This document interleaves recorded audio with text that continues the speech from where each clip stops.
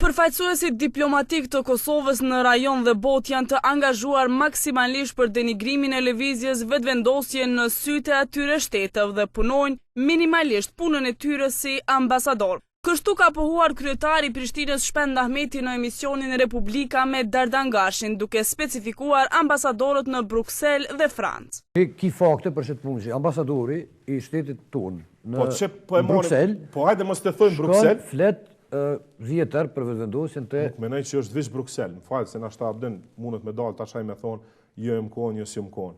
Por na ka ndodhur në Francë, një javë mas vizitës kur ka shkuar atëherë Ministri i Integrimit Evropian me kështu që kem fol na zakonisht kur shkojmë në Bruksel, kështu nuk flasim për qeverinë tonë. Jo, do e lëvdoni.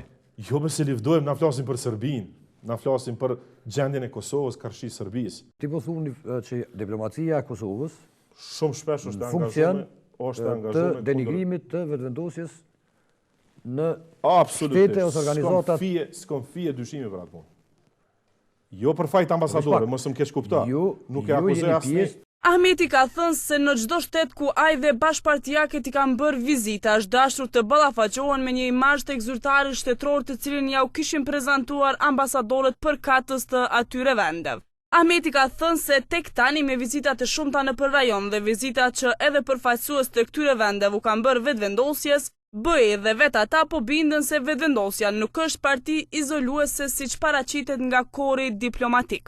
Që tash kanë filluar me e kuptuar që nuk është ashtu. Sepse për vetëvendosjen kanë folë më shumë të tjerët se sa ne. A besoni që na shkojmë në Bruksel për shembull me Albinin apo Visarin, takohemi me krejtëran, me parti. Mas një jave, ambasadori jonë shkoni takon se cilin prej ty në ranë.